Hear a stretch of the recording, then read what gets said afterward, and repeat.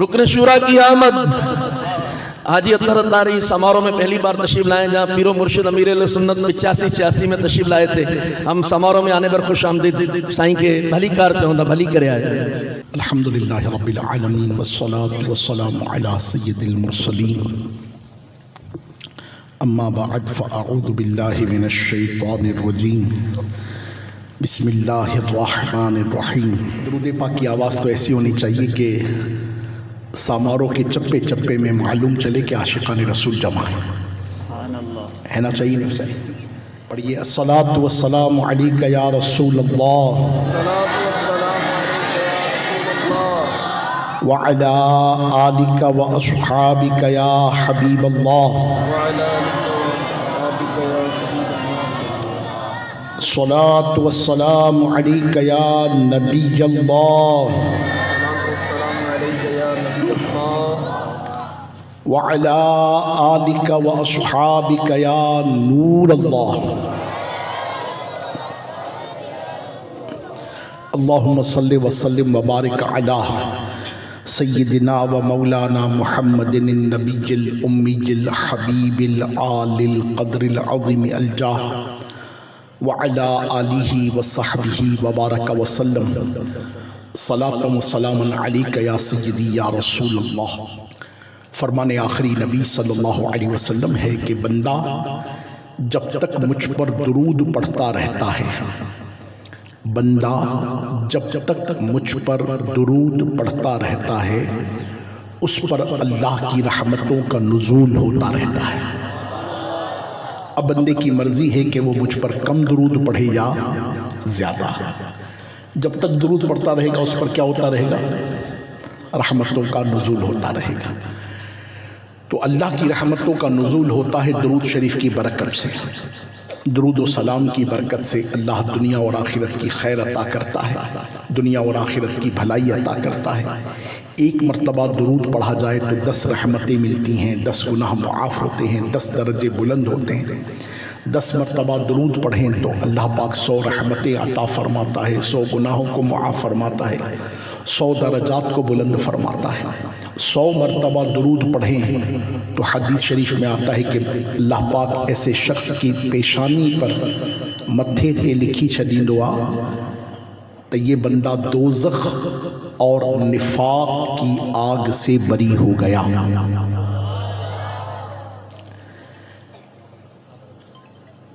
درود پاک کیوں نہ پڑھیں کہ خود پاک پروردگار اپنے محبوب پر درود بھیجتا ہے. اور قرآن کریم میں اللہ نے فرمایا ان اللہ و ملائکتہ یصلون علی النبی، کہ بے شک اللہ اور اس کے ملائکہ درود بھیجتے ہیں اس غیب بتانے والے نبی پر. یا ایھا الذین آمنوا، اور اے ایمان والو تم بھی ان پر خوب درود اور سلام بھیجو، خوب درود و سلام بھیجو. تو ہم سب غور کریں کہ یہ الحمدللہ آیات کریمہ بھی روزانہ سنتے ہیں، مگر ہماری عادات میں درود کتنا ہے؟ روزانہ کم از کم کتنا درود ہم نے پڑھنے کی اپنی عادت بنائی ہے؟ علماء فرماتے ہیں جو روزانہ کم از کم 313 دفعہ درود شریف پڑھے. کتنی مرتبہ بھائی؟ بولیے سے کتنی مرتبہ؟ 313 دفعہ. اب میرے ساتھ تو مجھے پتہ چلے گا کہ میں آپ لوگوں سے ہی مخاطب ہوں، ورنہ لگے گا کہ بلبوں سے، لڑیوں سے، شامیانوں سے باتیں کر رہا ہوں. چونکہ ان کی آواز نہیں ہوتی ہے، انسان کی تو آواز ہوتی ہے. تو کتنی مرتبہ درود شریف کا پڑھیں؟ 313 دفعہ. یہ 313 دفعہ درود شریف علماء فرماتے ہیں کہ یہ جو پڑھے گا روزانہ وہ کثرت سے درود پڑھنے والوں میں اٹھے گا انشاءاللہ. اور دنیا اور آخرت کی سلامتی ہے درود پڑھنا. مشکلیں آسان ہوتی ہیں درود پڑھنے سے، حاجتیں پوری ہوتی ہیں درود پڑھنے سے، بیماریاں دور ہوتی ہیں درود پڑھنے سے، رزق میں برکت ہوتی ہے درود پڑھنے سے. آخرت میں جب میں رہوں سلامت، پیارے پڑھوں نہ کیوں کر تم پر سلام ہر دم. یا رسول اللہ، یا حبیب اللہ، یا رسول اللہ، حبیب اللہ، پڑھیے یا حبیبی حبیبی یا حبیبی حبیبی یا حبیبی حبیبی یا رسول اللہ۔ تو دنیا اور آخرت کی سلامتی ملتی ہے کس سے؟ درود پڑھنے سے۔ اب ہم غور کریں کہ 313 دفعہ درود شریف ہم پڑھتے ہیں نہیں پڑھتے؟ نہیں پڑھتے تو آج سے نیت کر لیجئے انشاءاللہ۔ 313 دفعہ درود شریف پڑھنے میں دیر کتنی لگتی ہے؟ اللہ توفیق دے تو سب سے افضل درود ہے درود ابراہیم جو ہم نماز میں پڑھتے ہیں۔ سب سے افضل درود کون سا ہے؟ درود ابراہیم جو ہم نماز میں پڑھتے ہیں، ٹھیک ہے؟ اور یہ 313 دفعہ پڑھیں تو کیا ہی بات ہے۔ روزانہ کئی گھنٹے ہم ٹی وی پر نیوز چینل کو دے دیتے ہیں، کئی گھنٹے بیٹھکوں میں بیٹھ کر تبصرے کرنے پر، سیاست پر تبصرہ، معیشت پر تبصرہ، معاشرت پر تبصرہ، دنیا پر تبصرہ کرنے میں گھنٹوں لگ جاتے ہیں، اور اس کا نتیجہ لا حاصل۔ کوئی فائدہ ہو تو بتا دیجیے۔ آج تک آپ کے تبصرے کرنے سے کوئی معیشت میں سدھار آ گیا ہو تو چلو ہمیں بھی پتہ چل جائے، ہم بھی تبصرے کرنا شروع کریں، ورنہ مصطفیٰ کے تذکرے کرنے سے تو دنیا اور آخرت میں برکتیں ملتی ہیں۔ تو ادھر ادھر کے تبصرے کیوں کریں بھائی؟ کیوں نہ مصطفیٰ کے تذکرے کریں انشاءاللہ۔ تو سب سے افضل درود کون سا ہے؟ درود ابراہیم۔ اللہ توفیق دے تو 313 دفعہ یہ پڑھیں، ورنہ کم از کم جو درود پاک کا سب سے چھوٹا صیغہ ہے وہ ہے صلی اللہ علیہ وسلم، صلی اللہ علی محمد۔ یہ جو صلی اللہ علی محمد ایک دفعہ پڑھتا ہے نا، آپ اندازہ کریں ایک دفعہ جو صلی اللہ علی محمد پڑھتا ہے، اللہ پاک اس کے منہ پر رحمت کے 70 دروازے کھول دیتا ہے۔ کتنے دروازے جناب؟ 70 دروازے ایک دفعہ پڑھنے سے۔ تو جو 313 دفعہ درود پڑھے گا اس کو کیسی برکتیں ملیں گی؟ تو کیا خیال ہے، نیت کر لیں انشاءاللہ۔ 313 دفعہ کی سب نیت کر لیں، جن جن کی نیت بنتی ہے وہ کہیں انشاءاللہ۔ ہر نماز کے بعد اگر 50 دفعہ پڑھ لیں گے تو 250 دفعہ ہو جائے گا سونے سے پہلے، باقی 63 دفعہ پڑھ لیجیے۔ ہر نماز کے بعد 63 دفعہ پڑھیں گے تو انشاءاللہ 6 پنجے 30 اور 13 پنجے 65، 365 دفعہ ہو جائے گا۔ اب زیادہ ہی ہوگا انشاءاللہ۔ تو عادت بنائیں گے انشاءاللہ عز و جل کہ اس سے پہلے نہیں سوں گا جب تک محبوب پر 313 دفعہ کم از کم درود نہیں پڑھ لوں گا۔ نیت کرتے ہیں انشاءاللہ، انشاءاللہ عز و جل۔ اللہ پاک نے چاہا تو درود و سلام کی برکت سے زبان جب ذکر اللہ سے تر ہوگی، ذکر مصطفیٰ سے تر ہوگی، تو اس زبان میں خیر و برکت بھی ہوگی انشاءاللہ عز و جل۔ اللہ پاک نے چاہا تو لوگ ہماری زبان کی آفتوں سے بچیں گے، اور درود کی برکتوں سے انشاءاللہ ہمارا دل بھی معطر ہوگا، دماغ بھی معطر ہوگا، غصے پر بھی کنٹرول ہوگا انشاءاللہ۔ ورنہ ہمارے معاشرے میں خواہ بھی پایا جانے والا سب سے بڑا مرض غصہ۔ مجھے برا غصہ بہت آتا ہے، 10 آدمی بھی ملتے ہیں نا، 8 کا یہ مسئلہ تو مجھے غصہ ڈاڑ ہوتا ہے، غصہ بہت آتا ہے۔ بھئی غصہ کیوں آتا ہے؟ بس غلط بات برداشت نہیں ہوتی، تو یہ غلط بات ہی کو تو برداشت کرنا ہوتا، سچی بات تو سب کو برداشت ہوتا ہے، تو غلط بات پر ہی تو صبر کرنا ہوتا ہے، اسی پر تو کول رہنا ہوتا ہے۔ تو انشاءاللہ درود پڑھیں گے تو اللہ پاک نے چاہا تو بلڈ پریشر کنٹرول رہے گا، اللہ پاک نے چاہا شوگر بہتر ہو جائے گی، اللہ پاک نے چاہا تو انشاءاللہ جسمانی، روحانی، قلبی، ذہنی، نفسیاتی، چھوٹے بڑے موذی مہلک بیماریوں سے شفا ملے گی انشاءاللہ۔ اور کیوں نہ ملے، اللہ کے نبی کا ذکر ہے انشاءاللہ۔ تو نیت کرتے ہیں نا انشاءاللہ۔ مدرسۃ المدینہ ہمارا ماشاءاللہ سامارو زندگی میں پہلی دفعہ میری حاضری ہوئی ہے، اور میں سامارو کے دعوت اسلامی کے ذمہ داران کو، سامارو کی مجلس سے مدرسۃ المدینہ کو، مدرسۃ المدینہ کے ناظم صاحب کو، قاری صاحب کو، تمام طلباء کو، دام درم قدم سخن اس میں تعاون کرنے والوں کو، بالخصوص ان طلباء کے پیرنٹس کو، سرپرستوں کو، والدین کو، عزیزوں کو، سب کو مبارکباد پیش کرتا ہوں کہ اللہ پاک کی رحمت سے الحمدللہ رب العالمین مجھے بتایا گیا سلیم بھائی نے کہ 2.5 سال سے کم و بیش یہ ہمارا مدرسہ قائم ہے، اور یہ دوسرا بیچ ہے حفاظ کا، 13 حفاظ الحمدللہ 13 حفاظ اللہ کی رحمت سے ہمارے سامارو کے مدرسۃ المدینہ سے فارغ ہوئے ہیں، اور 29 ماشاءاللہ ناظرہ یہ سامارو کے ساتھ ساتھ کوٹ غلام محمد کے مدرسے کے طلباء کے نام ہے۔ اللہ پاک تمام کی کوششوں کو قبول فرمائے۔ یہ حفظ کرنے والے طلباء کو بالخصوص اور ان کے والدین کو مبارکباد پیش کرتا ہوں، اور ناظرہ قرآن کریم پڑھنے والوں کو بھی مبارکباد پیش کرتا ہوں۔ اور یہ قرآن جو کہ اللہ رب العالمین کا عظیم انعام ہے، اور نبی برحق صلی اللہ علیہ وآلہ وسلم کا رہتی دنیا تک امت کے پاس سب سے بڑا معجزہ جو حضور کا ہے وہ قرآن ہے۔ رہتی دنیا تک سب سے بڑا معجزہ جو حضور پاک علیہ الصلوۃ والسلام کا امت کے پاس ہے وہ کون سا ہے؟ بولی کون سا ہے؟ قرآن۔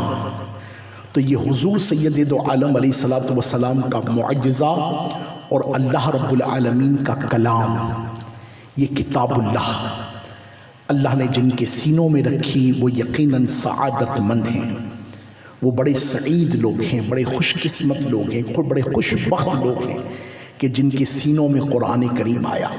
پھر وہ بڑے خوش قسمت ہیں کہ جنہوں نے جیتے جی الحمدللہ بچپن میں ہی لڑکپن میں ہی ناظرہ قرآن کریم ختم کر لیا، ورنہ ایک تعداد ہوتی ہے جی ہاں جنہیں قرآن شریف صحیح تجوید کے ساتھ پڑھنا نہیں آتا، ان کی عمریں بھی بڑی بڑی ہو جاتی ہیں، 60 70 80 سال کے ہو جاتے ہیں، انہیں صحیح تجوید کے ساتھ ایکچول پروننسیشن کے ساتھ جو پڑھنے کا طریقہ ہے، جو پڑھنے کا سلیقہ ہے، جو پڑھنے کا حکم ہے، جو پڑھنے کا ارشاد ہے، کہ سید دو عالم علیہ الصلوۃ والسلام نے ارشاد فرمایا کہ قرآن کو عرب کے لب و لہجے پر پڑھو۔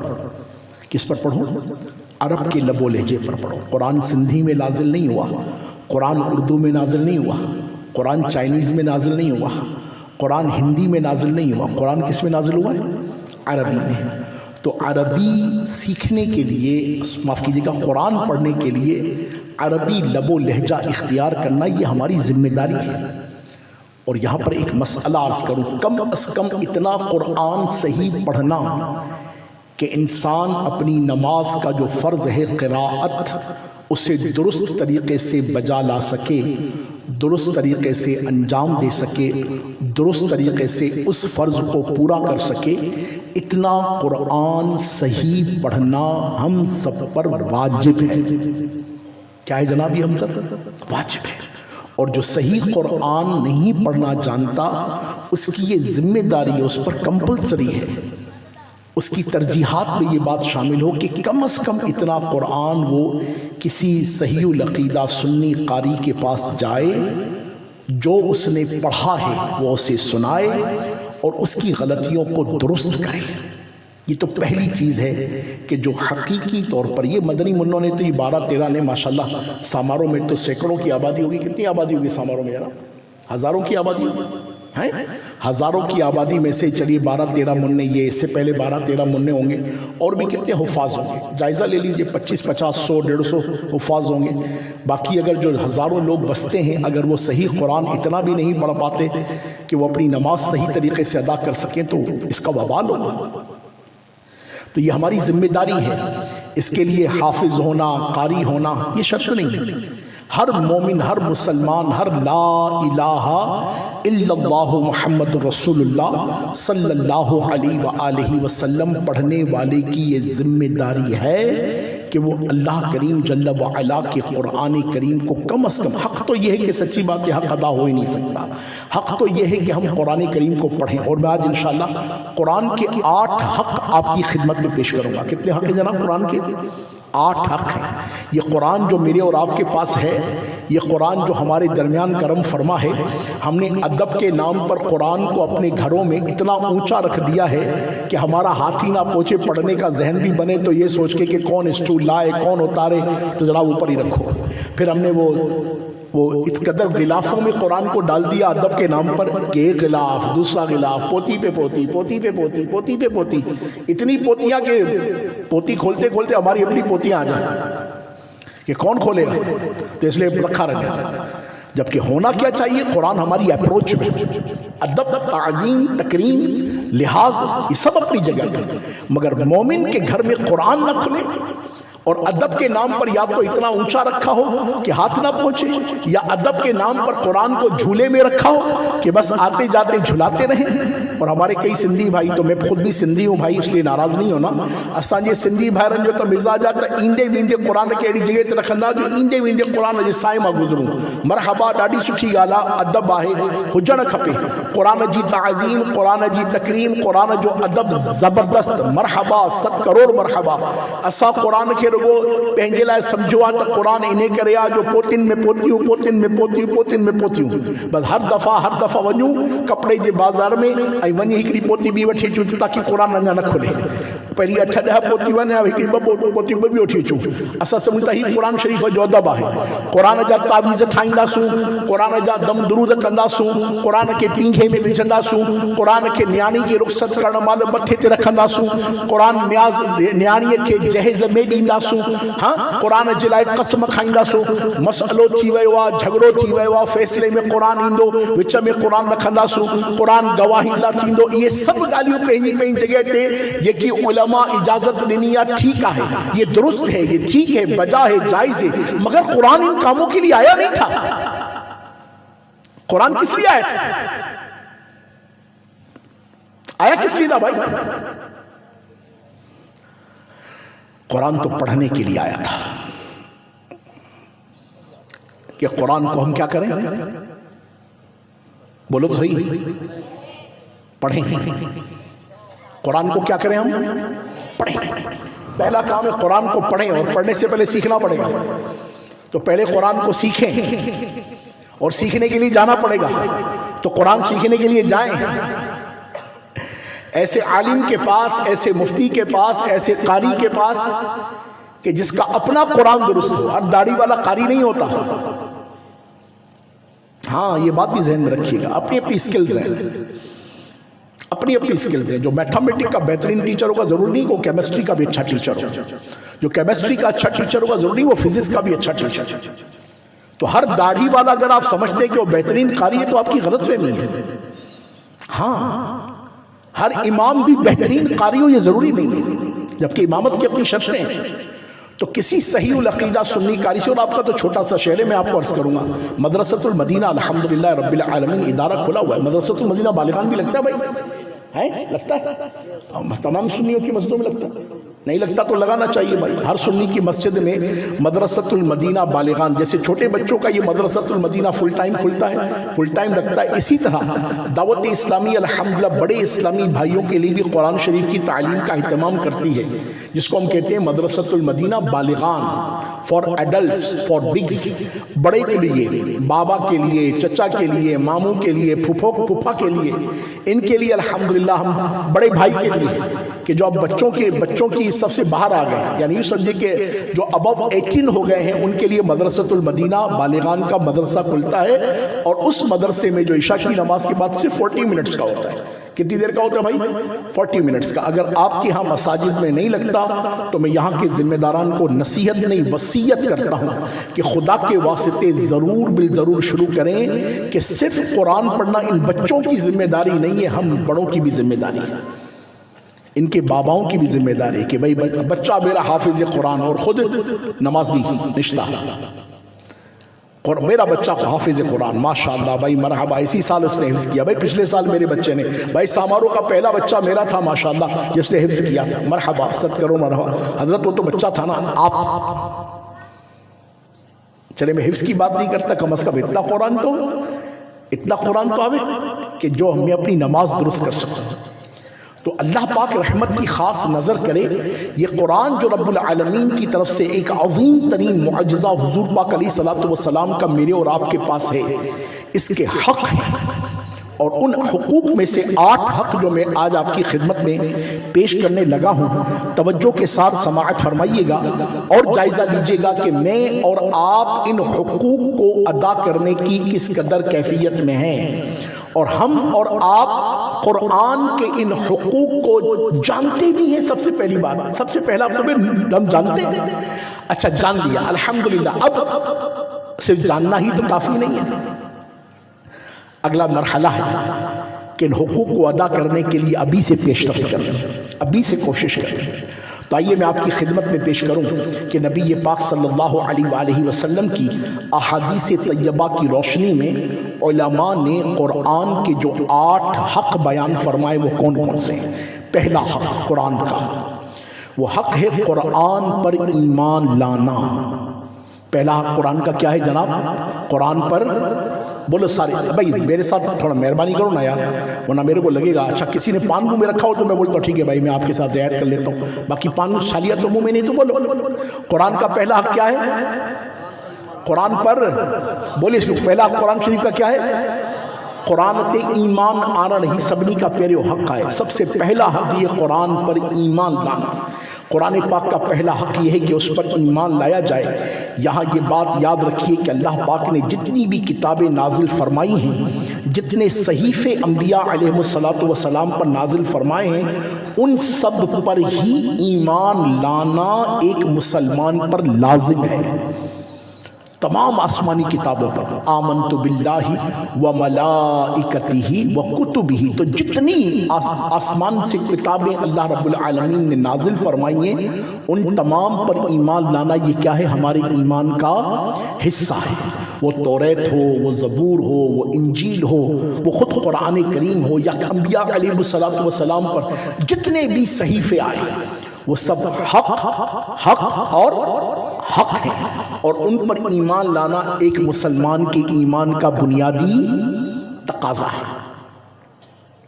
تو قرآن پر ایمان لانا، پچھلی تمام آسمانی کتابوں پر ایمان لانے اور قرآن کریم پر ایمان لانے میں ایک فرق ہے، اور وہ یہ کہ پچھلی جتنی بھی آسمانی کتابیں ہیں، صحیفے ہیں، ان سب پر اجمالی ایمان لانا فرض ہے، اور قرآن کریم پر تفصیلی ایمان لانا فرض ہے۔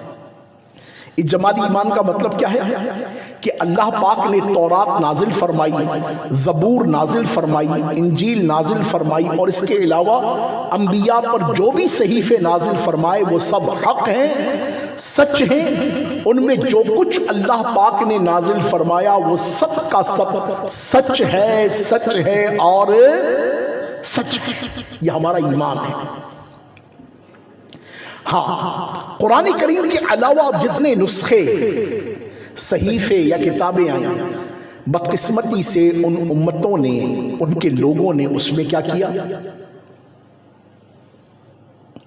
اس میں اپنی طرف سے مواد کو ڈال دیا، مگر قرآن کی حفاظت کا ذمہ اللہ نے لیا، اور اللہ پاک نے الحمدللہ رب العالمین قرآن کی حفاظت فرمائی، اور 1400 برس سے آپ دیکھیں کہ یہ مسلمانوں کے درمیان ہے، مسلمانوں میں کرم فرما ہے، اور اس کی ایک بھی زبر، زیر، پیش، مدہ، جزم، نقطہ یہ بھی الحمدللہ رب العالمین سلامت ہے، لاکھوں سینوں میں سلامت ہے، کروڑوں حفظ کر کے 1400 برس میں دنیا سے پردہ کر گئے، اور قیامت تک اللہ تبارک و تعالیٰ اس قرآن کا فیض مومنوں کے سینوں میں اتارتا رہے گا، اور قرآن کے ایک ایک نقطے کی بھی حفاظت ہوتی رہے گی۔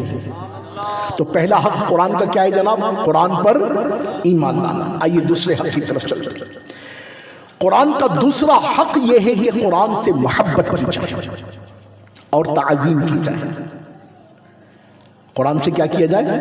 محبت کی جائے اور اس کی تعظیم کی جائے، اور جس قدر قرآن سے محبت ہوگی اس کی تعظیم ہوگی، جس کے کچھ مناظر میں نے ابھی آپ کی خدمت میں پیش کیے کہ الحمدللہ قرآن کا یہ حق ادا کرنے میں تو ہمارے بالخصوص ماشاءاللہ پاکستان انڈیا والے بہت آگے ہیں۔ ہاں جی ماشاءاللہ، یہ قرآن کی محبت میں، قرآن کی تعظیم میں ماشاءاللہ عز و جل ان کی اپنی مثال ہے، اور جس کے چند مناظر میں نے آپ کی خدمت میں پیش کیے کہ لوگ کس قدر تعظیم بجا لاتے ہیں۔ 7 کروڑ ہاں کروڑ مرحبا۔ یہ قرآن کے 8 حقوق میں سے دوسرا حق ہے، وہ کیا ہے؟ قرآن سے محبت کرنا اور قرآن کی تعظیم کرنا۔ آئیے تیسرے حق کی طرف چلتے ہیں۔ قرآن کا تیسرا حق یہ ہے کہ قرآن پر عمل کیا جائے۔ کیا کیا جائے؟ عمل۔ قرآن پر عمل کرنا یہ اس کا تیسرا حق ہے کہ قرآن کریم میں اللہ تبارک و تعالی جل وعلا نے جو کچھ نازل فرمایا ہے وہ انسان کی بہترین تربیت کا سامان ہے، انسان کے لیے ہدایت ہے، انسان کے لیے برکت ہے، انسان کے لیے رحمت ہے، انسان کے لیے اس کے مولا جل وعلا کی طرف سے عنایت ہے۔ تو وہ خوش نصیب ہے کہ جو قرآن پر عمل کرنے والا ہے، اور وہ بد نصیب ہے کہ جو قرآن پر عمل نہیں کرتا۔ اب عمل کیا کرے گا؟ قرآن کا علم ہی حاصل نہیں کرتا، علم کیا حاصل کرے گا؟ میں نے عرض کیا کہ ابھی تو صحیح تجوید کے ساتھ مجھے اور آپ کو پڑھنا بھی نہیں آتا۔ تو اللہ پاک جل وعلا نے قرآن پاک میں ارشاد فرمایا، تو یہ برکت والی کتاب ہم نے تم پر اتاری، تو اس کی پیروی کرو۔ پارہ 8 سورہ انعام آیت نمبر 155 میں اللہ پاک ارشاد فرماتا ہے وَهَذَا كِتَابٌ أَنزَلْنَاهُ مُبَارَكًا فَاتَّبِعُوهُ، اور یہ برکت والی کتاب ہم نے اتاری تو اس کی پیروی کرو، اس پر عمل کرو۔ معلوم ہوا کہ قرآن مجید کا اہم اور بنیادی حق اس پر عمل کرنا ہے، اس کی کامل اتباع کرنا ہے، اس کے بتائے ہوئے انداز پر زندگی گزارنا ہے۔ قرآن مجید کتاب ہدایت ہے، بے شک اسے دیکھنا بھی عبادت، اسے چھونا بھی عبادت، اس کی تلاوت کرنا بھی عبادت، مگر اس کے باوجود جب تک اس پر عمل نہ کیا جائے اس وقت تک کما حقہ ہدایت نصیب نہیں ہو سکتی۔ بلکہ اللہ پاک کے آخری نبی صلی اللہ علیہ وسلم نے فرمایا کتنے قرآن پڑھنے والے ایسے ہیں کہ قرآن ان پر لعنت کرتا ہے۔ اللہ اکبر کبیرہ، کتنے قرآن پڑھنے والے ایسے ہیں جن پر کیا کرتا ہے؟ قرآن لعنت کرتا ہے۔ علماء کرام نے اس حدیث پاک کے ایک معنی یہ بھی لکھے کہ اس سے مراد وہ شخص ہے جو قرآن کریم کی تلاوت تو کرتا ہے مگر اس پر عمل نہیں کرتا۔ ہم خود ذرا غور کریں، ایک شخص قرآن کریم کی تلاوت کر رہا ہے، قرآن کہتا ہے لعنت اللہ علی الکاذبین، تو جھوٹوں پر اللہ کی لعنت ہے، اور اگر یہ شخص جھوٹ بولتا ہے تو یہ لعنت یقیناً اس پر بھی آئے گی۔ قرآن کہتا ہے اللہ لا یہدی القوم الظالمین، اللہ ظالموں کو ہدایت نہیں کرتا، مگر یہ تلاوت کرنے والا اگر خود ظالم ہے، دوسروں کے حق پامال کرنے والا ہے تو یہ وعید اس کی طرف بھی لوٹ کر آئے گی۔ قرآن مجید بے نمازی کی سزائیں بیان کرتا ہے، قرآن مجید تلاوت کرنے والا اگر خود نمازوں کی پابندی نہیں کرے گا تو یہ ساری وعیدیں اس پر بھی لوٹ کر آئیں گی۔ ہم سب ذرا غور کرتے چلے جائیں، اللہ پاک جل وعلا نے قرآن پاک ہماری ہدایت کے لیے بھیجا۔ قرآن کی تعلیم، قرآن کی ہدایت یہی ہے کہ ہم نیکی کو اختیار کریں اور گناہ کو چھوڑیں۔ قرآن نے ہمیں حلال کمانے کی ترغیب دی ہے اور حرام کو چھوڑنے کی ترغیب دی ہے۔ قرآن نے ہمیں اپنی نگاہوں کی حفاظت کی ترغیب دی ہے اور بد نگاہی سے بچنے کی ترغیب دی ہے۔ قرآن نے ہمیں اپنے اعضائے بدن کو اللہ تعالیٰ کی اطاعت کی طرف مائل کرنے کی ترغیب دی ہے، نہ کہ اپنے اعضائے بدن کو، بدن کے تمام عضو کو اللہ کی نافرمانی کی طرف لے جانے کی ترغیب دی ہے۔ ہم سب غور کریں، خدا کی قسم کہ ہم اپنے رب عز و جل کے پیارے کلام قرآن مجید کے حقوق کس قدر ادا کرتے ہیں۔ آج ہماری زندگی کا لمحہ لمحہ جو کہ اللہ تبارک و تعالیٰ کی نافرمانی میں گزر رہا ہے، ہماری صبح جبکہ اذان ہوتی ہے اور اذان میں مؤذن کہتا ہے الصلاۃ خیر من النوم، نماز نیند سے بہتر ہے۔ اللہ تبارک و تعالی جل وعلا نے قرآن مجید میں کئی سو مقامات پر وَأَقِيمُوا الصَّلَاةَ وَأَقِيمُوا الصَّلَاةَ کا حکم دیا کہ نماز قائم کرو، مگر یہ نماز سے محبت نہ کرنے والا، قرآن سے محبت نہ کرنے والا، قرآن پر عمل نہ کرنے والا، نماز فجر کو قضا کرنے والا، اللہ کے نبی صلی اللہ علیہ وآلہ وسلم کی ترغیب یہ ہے کہ نماز نیند سے بہتر ہے، مگر ہم اپنے عمل کے ذریعے سے نیند کو بہتر جانتے ہیں۔ ہم اوندھے منہ پڑے رہتے ہیں۔ بڑے بڑے نمازیوں کا یہ عالم ہے کہ فجر میں اٹھا نہیں جاتا، جب ان سے ملاقات ہوتی ہے تو وہ سفید ریش تک والے کہتے ہیں کہ جناب دعا کیجئے کہ فجر میں میری آنکھ کھل جایا کرے۔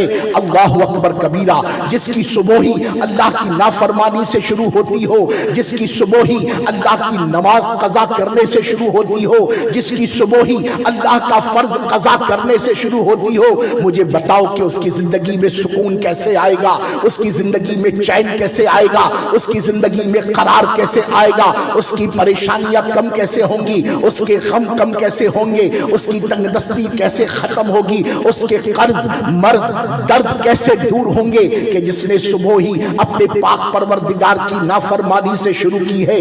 اللہ اکبر کبیرہ۔ کبھی کبھی تو محلے کی مسجد میں یہ عالم ہوتا ہے، قاضی کا انتظار کرتے ہوئے امام صاحب دیکھ رہے ہوتے ہیں کہ کوئی ایک نمازی تو آئے کہ جس کے ساتھ میں جماعت قائم کر سکوں۔ اللہ اکبر کبیرہ۔ ہزاروں لوگ اس محلے میں رہتے ہیں، سینکڑوں مسلمان اس گھروں میں رہتے ہیں، مگر افسوس دیوار کے ساتھ دیوار مسجد کی لگی ہوئی ہے، مگر کسی کو فجر میں آنے کی توفیق نہیں ملتی۔ یہ کتنی بڑی محرومی ہے۔ اللہ کا قرآن فرماتا ہے اقیم الصلاۃ، اور اے نمازی تو کہاں ہے؟ اے رمضان شریف کے روزے رکھنے والے تو کہاں ہے؟ کہ قرآن کریم میں اللہ تبارک و تعالی ارشاد فرماتا ہے یا ایھا الذین آمنوا کتب علیکم الصیام کما کتب علی الذین من قبلکم لعلکم تتقون۔ اے ایمان والو، ہم نے تم پر روزے فرض کیے۔ رمضان میں ہم کہتے ہیں روزہ وہ رکھے کہ جس کے گھر پر دانے نہ ہو۔ افسوس ہمارے انٹیریئر سندھ کی تو ہوٹلیں کھلی رہتی ہیں، معلوم ہی نہیں چلتا کہ روزے کا مہینہ ہے یا بغیر روزے کا مہینہ ہے۔ کھلے عام لوگ کھا رہے ہوتے ہیں، پی رہے ہوتے ہیں، باتیں کر رہے ہوتے ہیں، ہوٹلیں کھلی ہوئی ہوتی ہے، چائے کی چسکیاں ہو رہی ہوتی ہے، گندی فلمیں دیکھی جا رہی ہوتی ہے۔ اللہ اکبر کبیرہ۔ ہم غور تو کریں کہ قرآن کہتا ہے وَآتُوا الزَّکَاۃَ، اور اپنے مالوں کی زکات ادا کرو، مگر ہم میں سے ایک تعداد ہے کہ جو کہ زکات کا نصاب تک نہیں جانتی، زکات کے متعلق بنیادی معلومات تک نہیں ہے۔ زکات دینے کا حکم اللہ کی طرف سے ہے، مگر افسوس ہم میں سے ایک تعداد ہے جو زکات ادا نہیں کرتی۔ ہم غور کرتے چلے جائیں۔ اس قرآن میں اللہ نے سچ بولنے کا حکم دیا، اس قرآن میں اللہ نے غیبت سے بچنے کا حکم دیا، اس قرآن میں اللہ نے چغلی سے بچنے کا حکم دیا، اس قرآن میں اللہ نے وعدہ خلافی سے بچنے کا حکم دیا، اس قرآن میں اللہ تعالیٰ نے غیر محرموں سے اپنی نگاہوں کی حفاظت کا حکم دیا۔ مگر آج سوشل میڈیا پر میں اور آپ کیا کرتے ہیں؟ سارا دن انٹرنیٹ پر ہماری کیا مصروفیات ہے؟ سارا دن موبائل کی اسکرولنگ کر کے ہم کیا کر رہے ہوتے ہیں؟ اپنے کمروں میں چھپ کر، والدین سے چھپ کر کیا دیکھ رہے ہوتے ہیں؟ ذرا غور کیجیے۔ قرآن کا یہ حق ہے کہ اس پر عمل کیا جائے۔ قرآن نے ترغیب ارشاد فرمائی اپنے بھائیوں کے حق ادا کرو۔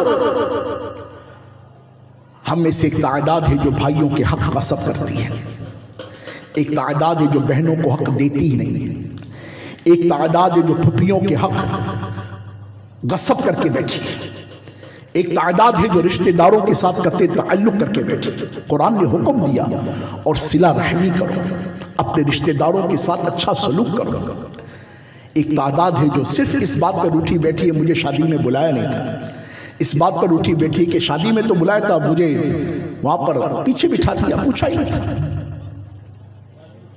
مجھ سے پوچھے بغیر اپنی بیٹی کا رشتہ کر دیا، اپنی بیٹی کا رشتہ غیروں میں کر دیا۔ اس بات پہ حضرت ناراض ہو کے بیٹھے، اپنی سگی بہنوں سے، اپنے سگی بھیا سے ناراض ہو کے بیٹھے، بدقسمت اپنے ماں باپ سے ناراض ہو کے بیٹھے، جبکہ اللہ نے قرآن میں وَبِالْوَالِدَيْنِ إِحْسَانًا، اور اپنے والدین کے ساتھ حسن سلوک کرو۔ کتنی ایک تعداد ہے جو اپنے والدین کا ادب کرتی ہے، نہ بدتمیزی بد اخلاقی کرتی ہے۔ یہ بول کے ابا کو چلی جاتے، تمہیں کیا پتا ابا زمانہ بدل گیا ہے، ابا منہ دیکھتا رہتا ہے، میری انگلی پکڑ کر چلنے والا آج مجھے بولتا تمہیں کیا پتا۔ گھر میں وہ بوڑھی اماں دیکھتی رہتی ہے، اس کے نخرے ختم نہیں ہوتے، وہ ماں بیچاری ترس جاتی ہے کہ دو بول میرے ساتھ بیٹھ کر بولے، اور یہ بدبخت بیٹا ماں کو اگنور کر کے،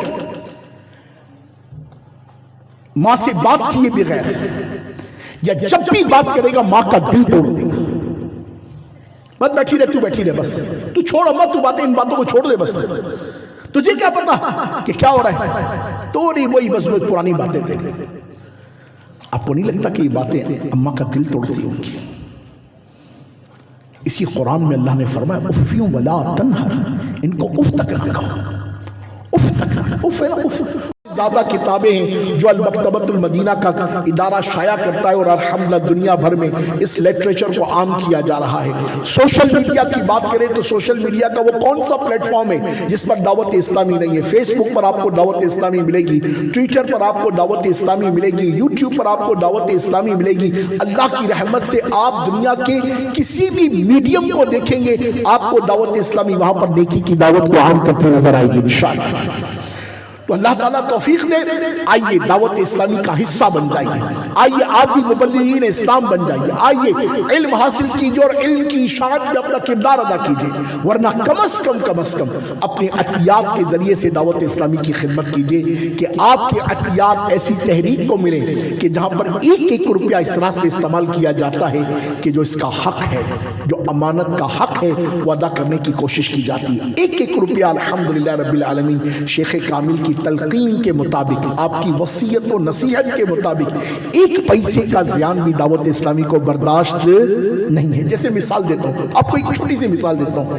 میں جب آ رہا تھا تو کچھ اسلامی بھائی پھولوں کے ہار لے کر کھڑے تھے، ٹھیک ہے، اور ان کی خواہش تھی کہ وہ پھولوں کے ہار مجھے ڈالتے، یہ ان کی مہربانی تھی، ان کا شکریہ ادا کرتا ہوں، اللہ تعالیٰ ان کو جزائے خیر عطا فرمائے۔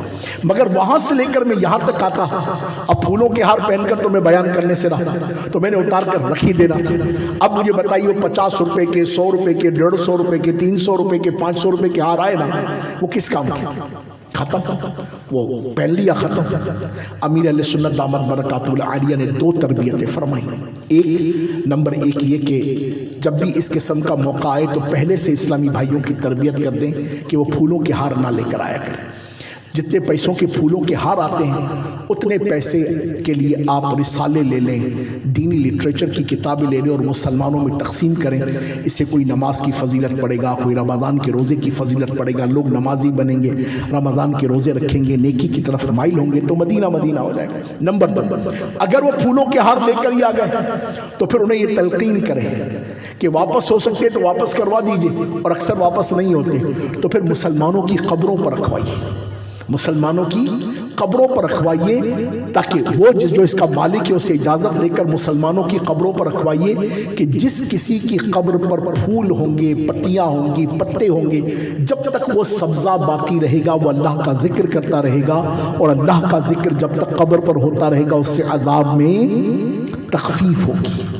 تو پھولوں کو اب آپ سمجھیں کہ ایک چھوٹی سی بات، مگر ایک چھوٹی سی بات نہیں ہے، 1 روپیہ بھی مسلمان کا ضائع نہیں ہونا چاہیے۔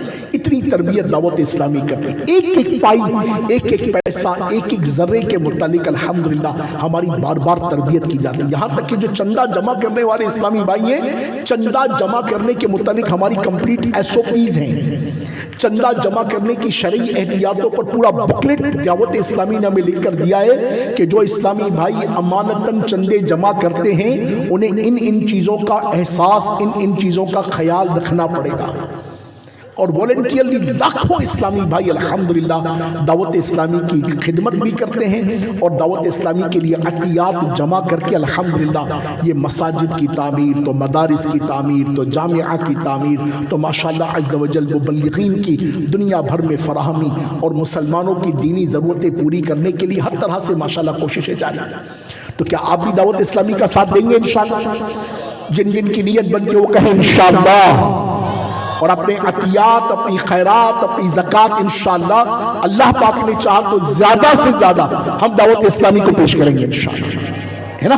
انشاءاللہ اللہ پاک آپ سب کو جزائے خیر عطا فرمائے، برکت عطا کرے۔ میرے جملہ کلام میں کوئی ایسی بات جو کسی کی دل آزاری کا سبب بنی ہو، تہ دل سے معافی چاہتا ہوں۔ اللہ تعالی ہم سب کو قرآن کی برکتوں سے خوب مالا مال فرمائے، اور جو قرآن کے 6 حق میں نے آپ کو بتائے، قرآن پر ایمان لانا، اس کی محبت کرنا، اس کی تعظیم کرنا، اس کی تلاوت کرنا، اس پر عمل کرنا، اور اسے سمجھ کر اس کی تبلیغ کرنا، اللہ مجھ اور آپ کو نصیب فرمائے۔ وما توفیقی الا باللہ۔